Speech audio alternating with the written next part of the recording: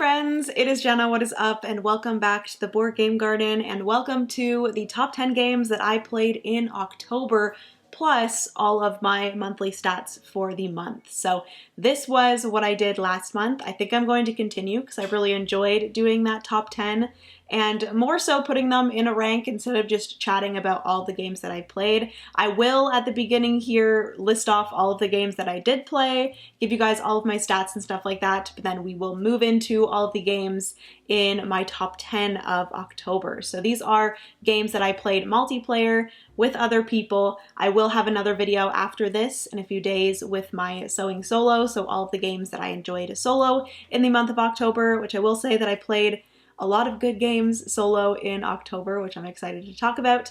But without further ado, we're going to get right into all of the board game stats and all that. If you want to see my top 10, then just keep on watching. Give this video a big thumbs up if you enjoy. Also hit that subscribe button down below if you've yet to do so. We'd love to have you here in the garden. We are very close to 23,000, so that would be awesome. We have a few more months of 2023, and I'm really hoping to hit 25,000 by the end of the year. So if you want to help me out with that, then definitely click that subscribe button. But yeah, without further ado, let's get into my top 10 games of October, shall we? All right, so starting off with the monthly stats, I have my phone in front of me here with all of my stats on it for the month of October. The total amounts of plays that I had was 49 plays.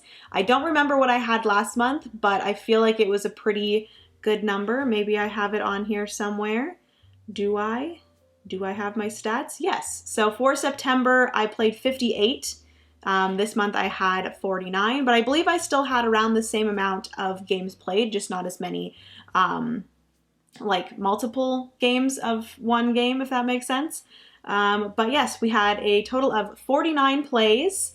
That was 33 different games, and 22 of those were new to me. So when I get into the top 10 games that I played in October, these are top 10 new to me games. So these are games that I played for the first time in October. I haven't quite started putting in games that I've played before. I've played a few games this month, or I played a few games in October that I've played before and I absolutely love. Some of my favorite games, and those would have 100% been on the list, pretty high on the list, but I do want to keep it as of right now to that top 10 of the month being all new to me games and games that I played for the first time that month. So that is that. And then I do also want to chat about my BGA plays. So I played a bunch of games. I haven't totaled them up yet, but let me quickly do that. All right, so for BGA plays, I actually played a lot of BGA this month, a lot more than I typically do, but I played a total of 29 games on BGA. I played games like Valbara, which I played physically last month and really enjoyed, Seven Wonders Architects, a bunch of Wizards of the Grimoire, because that game has now been added to BGA, which is freaking awesome. I love Wizards of the Grimoire. If you guys haven't checked it out yet, I definitely recommend trying it, at least on BGA. Try it, and if you like it, definitely pick it up physically. I also played After Us, which was a good time. I also played Obsession, more Wizards of the Grimoire, Heat, Pedal to the Metal, more Wizards of the Grimoire, Tranquility, more Wizards of the Grimoire, Planet Unknown. I also played The Wolves, which is a game by Pandasaurus Games.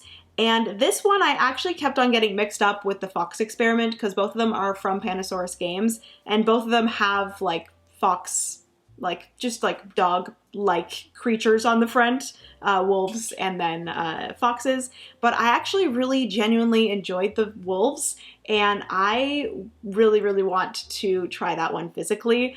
I loved it. It was so, so much fun. You're basically like doing I think you do 2 actions per turn. You have 2 different things that you can do on your turn out of a bunch of different things that you can do. And in order to do those actions, you have to flip over these tiles, and they have to be matching tiles of that certain terrain in order to do that action on that specific terrain. And it's a little bit of like an area majority game in a way, a little bit of set collection as well. And I really enjoyed it. So excited to maybe play that one physically at some point. I also played New York Zoo, which I, again, want to play that one physically as well. It was really, really fun. It's like a polyomino game. More Wizards of the Grimoire, Sushi Go Party, Castles of Burgundy, more Wizards of the Grimoire, Hadrian's Wall, Bag of Chips, which I did not understand whatsoever. I also played Potion Explosion, more Hadrian's Wall, more Tranquility, more Potion Explosion, Lucky Numbers, Hadrian's Wall, more Potion Explosion, as well as Tapestry. Those were all the games that I played on BGA. But as for games that I played solo, I'm going to quickly go through the list of games that I played solo. Are you guys ready? And then we'll get straight into the top 10 for the month. So, for October, I played Palm Trees, which is a dexterity game where you're putting cards in your fingers, and it's hilarious.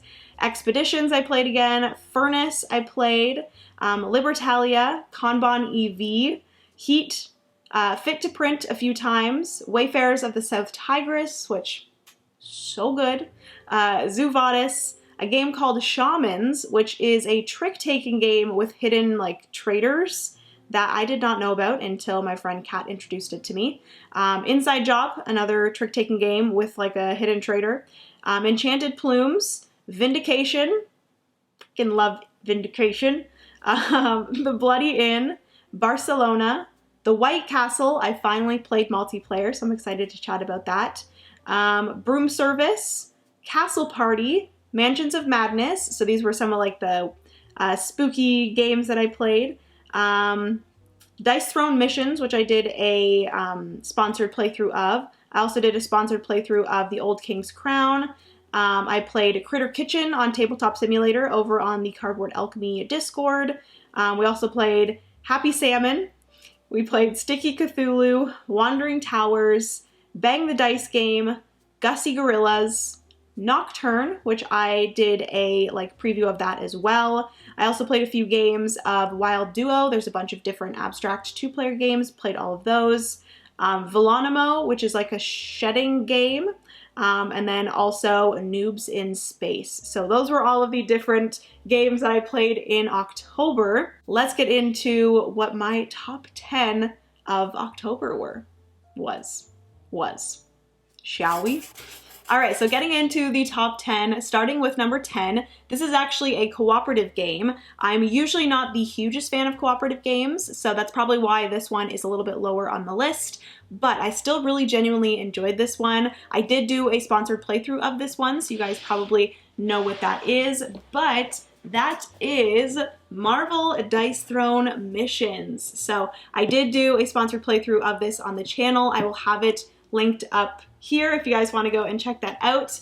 But yes, Marvel Dice Throne Missions is a cooperative version of Dice Throne where you are all playing one of your characters, a bunch of different asymmetric characters. If you played Dice Throne before, basically it is Battle Yahtzee where you have different characters, both from the Marvel universe as well as the Dice Throne universe, and you are going to be rolling dice in Yahtzee style battles, and you can do different abilities based off of the rolls that you have. So for example, if you roll a straight, a large straight or a small straight, you can do like a certain attack to the opposite player. But in Dice Throne Missions, you are actually working together with those characters in order to defeat some sort of boss. So there are a bunch of different boss battles in here, different villains from the Marvel Universe, and you're going to be going through one side of the sheet, moving your characters around and attacking different things, and eventually flipping over that page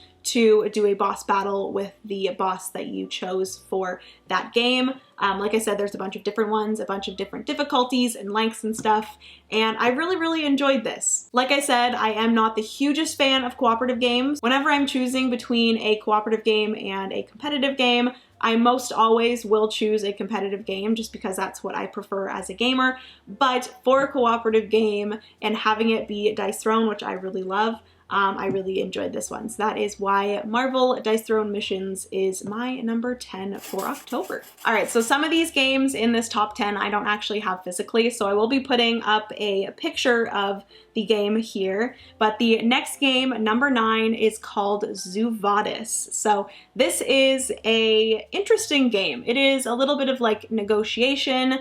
There's some like asymmetric powers and stuff like that. And it was definitely very different than what I would typically go for in a game. I'm not the hugest fan of negotiation. I'm not great with chatting. I'm not great with like table talk and trying to convince people to go onto my side and help me, and you know, that I will help them if they help me now and things like that. I'm just not good at negotiating.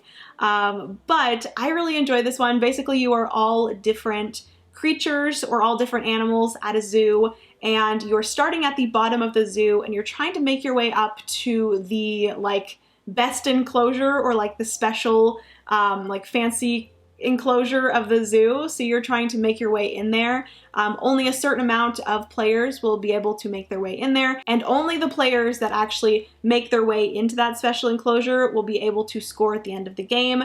And you're going to be getting different points for doing different things throughout the game. Going up specific paths are going to get you victory points. Giving other players your specific special abilities, you all have these like little ribbons that you can kind of hand out as like parts of the negotiation, that some of them give you points, some of them don't. The character that I was actually playing, or the animal that I was playing, didn't actually give you any points when you gave people your special ability, which I think it's because your ability was like so good that you don't get points for it. I don't know. But it was like better for me to negotiate with people because they wanted what my special ability was.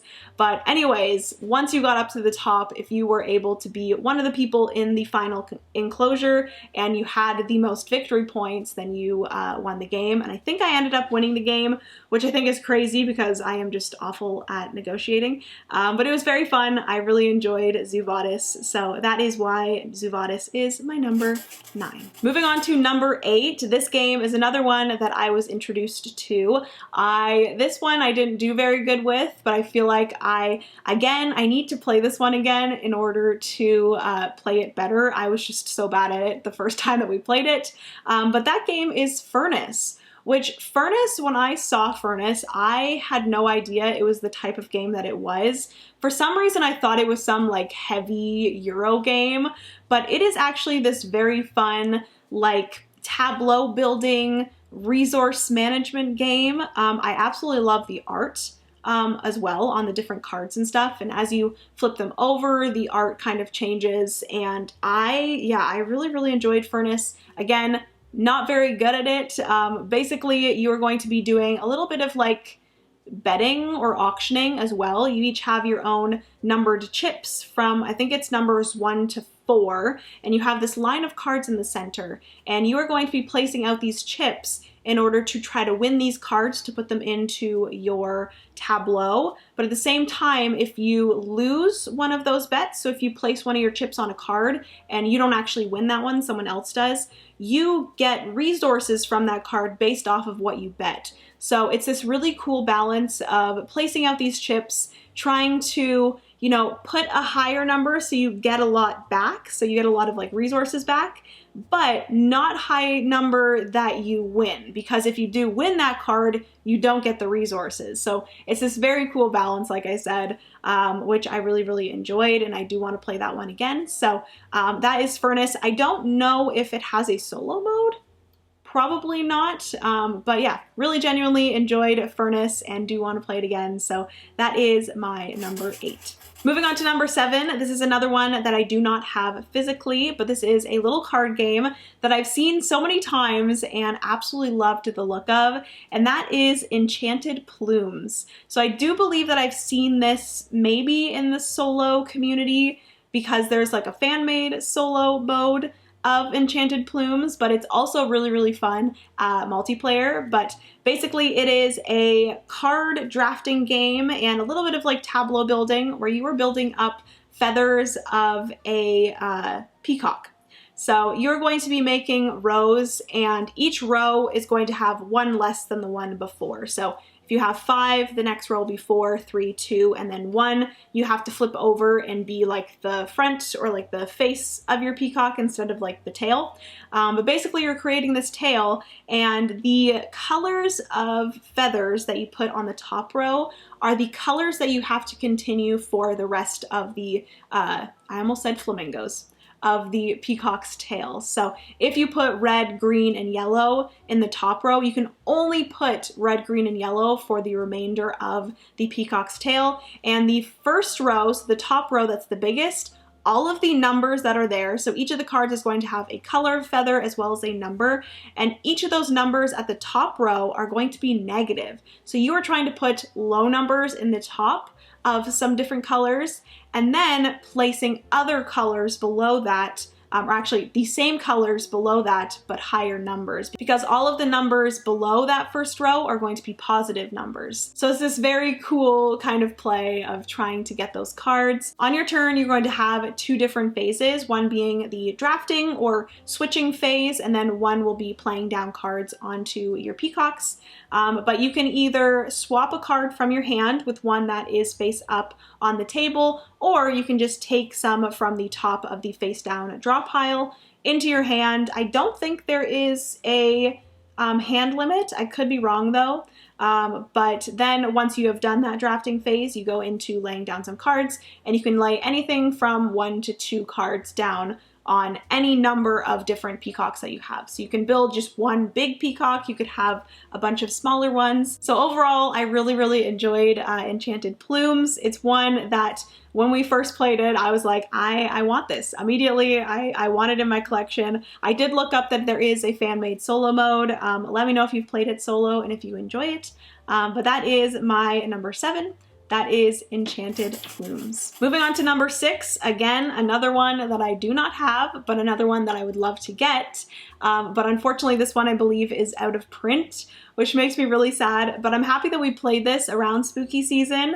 But that is the Bloody Inn. So I've heard a lot of good things about the Bloody Inn from the solo community. Again, I think it would play really well solo. It is, again, a little bit of like a drafting card, like hand management game with a little bit of tableau building as well. Played a lot of those games this month, but you are going to be basically, this is so weird, but you are going to be running a hotel, and you are going to be killing the guests in order to get money from them. And you're trying to be the player at the end of the game that has the most money. And the interesting part is that you actually have to use specific cards from your hand that are the different people to do different actions. So there's going to be people that you have to discard in order to take from the hotel. There's people that you have to discard in order to kill. There's people that you have to discard in order to bury. And then there's certain people that allow you to like place down a card to kind of represent a house. Even though there's like a person at the top, there's like a little house at the bottom. So it's a little bit of like multi-use cards in a way, which is really fun. But yes, it's a very interesting theme of a game. It's a little bit morbid in a way, but it was very fun. I really enjoyed it. So that is why the Bloody Inn is my number 6. All right, so moving into a few games that I actually have physically. My number 5 is actually a game that I did another sponsored playthrough of. I did do a solo playthrough of this, but a few days before I did that, I played this a few times with some friends, and that is The Old King's Crown. Let me put this over here. So The Old King's Crown is currently still up on Kickstarter when this video goes up, I believe, so definitely go and check it out. This is the first game from Eerie Idle Games, and honestly, I am super impressed with this game. The art is fantastic. The gameplay is so much fun. I really enjoyed it, both multiplayer and solo.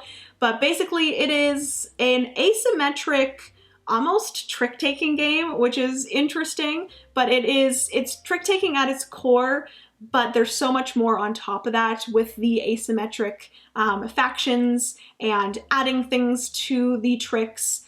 Basically, you are trying to win different clashes or battles at different areas on the board. So there's 3 different regions, and if you're able to win at that region, so in order to win at that region, you have to play the highest card, which is technically a little bit of a trick. Whoever plays the highest card is the winner of that region. And then if you win that region, you actually get to take the reward of either one of the locations. Each of the regions has 2 locations, and you are trying to ultimately get to a certain amount of influence first.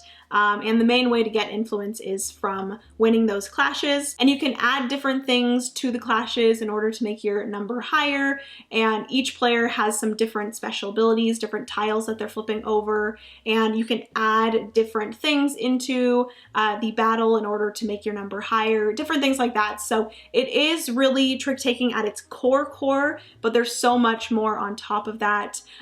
Different cards that you can get as well that help you and give you more asymmetric abilities, different things like that. I really enjoyed it. So that is why the Old King's Crown is my number 5. Definitely go and check out, I did a solo playthrough of this on the channel, and it is in a video, so I will put that up here if you guys want to check it out.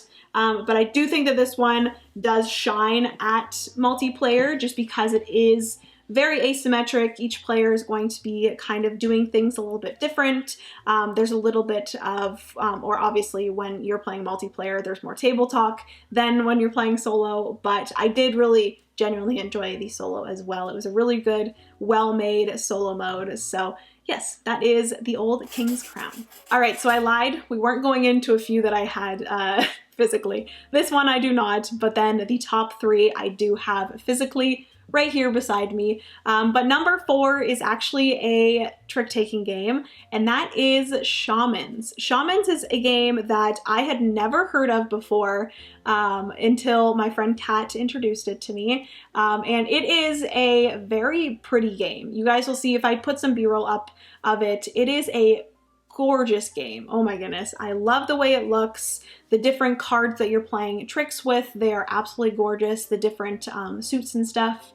You also have like a hidden traitor. There's going to be a certain amount of good people, and then there's going to be the shadows. So if you end up being a shadow person, you are wanting to move this little thing in the center another way, opposite of the people that are being good and trying to move it the other way. And if the shadows manage to get that marker all the way to their side, they do win. And in order to move that little thing in the center to the side that you want, based off of if you're bad or you're good, is that you are playing tricks.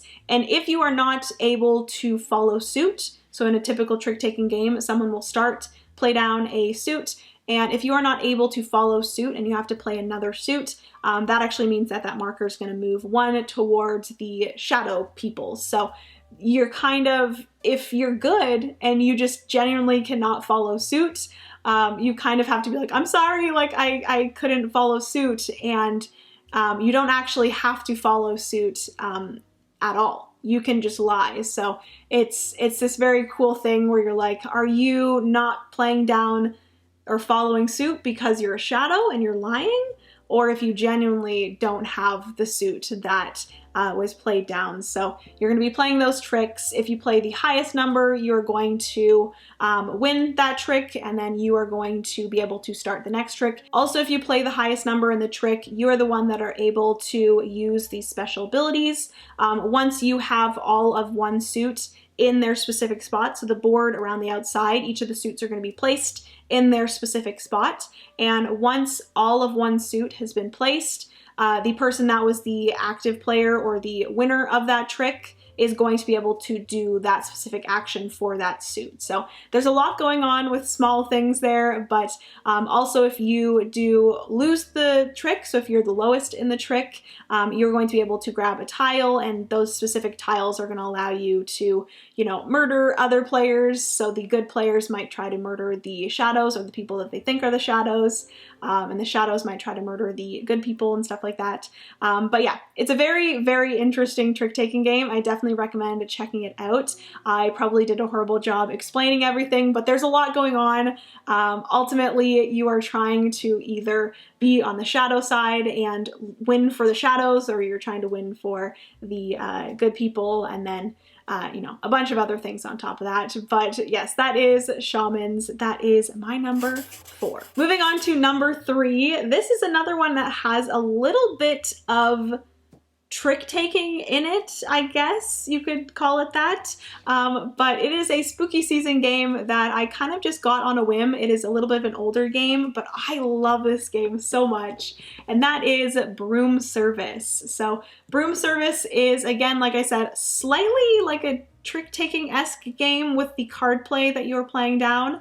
But basically you have a board and you have two witches that you're going to be moving around. You're going to be picking up different resources, different colored potions, and then you're going to be moving around and delivering those potions to different towers for victory points. You're also going to be gaining these magic wands, and you're going to be using those magic wands in order to get these little clouds off the board. Each of those clouds require a certain amount of wands, and then they're going to give you a certain amount of lightning bolts. And at the end of the game, it's a little bit of a set collection where the amount of lightning bolts that you have give you victory points at the end of the game.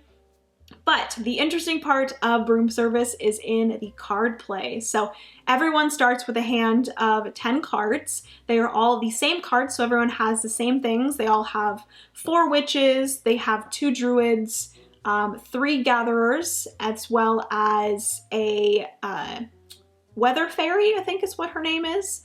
I think those are all of them. 3, 6, 7, 8, 9, 10. Yes. So you have 10 cards, and then at the beginning of a round, simultaneously, every player is going to be looking through those 10 cards, picking 10 of them that they want to do. So each of the cards is going to be able to, or going to allow you to do different things on the board. The witches are going to allow you to move. The weather fairy is going to allow you to collect those clouds, like I mentioned, with the lightning bolts on them. The druids are going to allow you to deliver to where you are.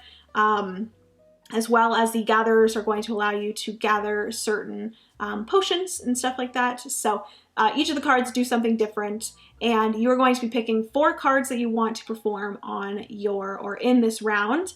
And then there's going to be the active player. And basically what happens is the active player is going to be playing down a card, and they can either say they want to play that card. So for example, they might say, I'm going to play the Hill Witch, and I'm going to play the Hill Witch Brave.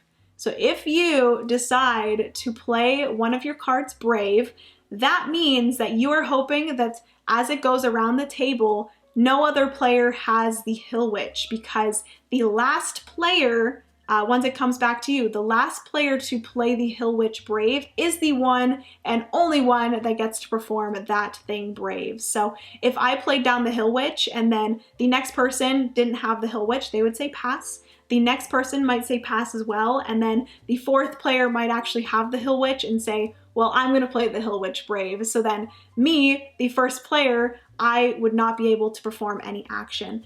But alternatively, you can decide, I'm going to play the Hill Witch Cowardly. If you decide to do that, you get a slightly less strong ability for that turn, but at least you get to perform some sort of ability with that card, rather than trying to play it Brave to get some sort of stronger power, but then someone else playing it Brave and then ultimately you not being able to do anything. So it's this very cool card play. It is so much fun. There's so much like excitement and a little bit of like, oh, are you kidding me? When like someone tells you that they're also going to play it Brave, so then you don't get to do anything. But yes, it's very, very fun. I definitely recommend it. It is a pretty straightforward game. I taught this to someone that was pretty new into the hobby at one of the gals game nights that I went to. But yes, that is Broom Service. Definitely one that I was not expecting to like as much as I did or do, but I'm so happy I now have it in the collection. So that is Broom Service, my number 3. All right, so moving into my number 2, this is a game that sadly I did not have a great experience with solo, but I was finally able to play it multiplayer, and thankfully I freaking loved it. And that is the White Castle. This is a wonderful game. It is a small box, but a big game on the inside. We played this at a local convention, and my friends Kat and Kyle just loved it automatically, and I think they've purchased it by now. But in the White Castle, you're going to be drafting dice and then placing them onto spots. So it's a little bit of a dice worker placement, dice drafting, dice worker placement, dice mitigation game. And wherever you place that die, you're going to be able to do certain actions based off of the color of the die. And then you're going to be able to either gain coins or you're going to have to pay coins based off of the pip number of that die. So on the board, there is a pip number. So for example, if the pip number was a 3 and you drafted a 5 and placed it on top of the 3, I would gain 2 coins because 5 is 2 more than 3. But if I drafted a 1 and placed it on top of the 3, I would have had to pay 2 because 1 is 2 less than 3, if that makes sense. We have a Mr. Walt coming down here. Hi, Walter. Hi, buddy. But yes, and then basically you're trying to chain your turns as much as possible because throughout the game of White Castle, you only have 9 turns. So you only have 9 die that you are drafting, placing on a spot, and then doing some different actions. There's going to be the warriors or the training yard. There's going to be the farms where you can do some stuff with some farmers, as well as the castle. You're going to be putting courtiers, I think that's what they're called, into the castle, and then going up the floors of the castle, ultimately trying to get them to the top. The higher on the castle the courtiers are, the more victory points you're going to get. The different farmers are going to get you some stuff at the end of each round. If there are die still left in the bridge where the garden or the gardener is that you place there.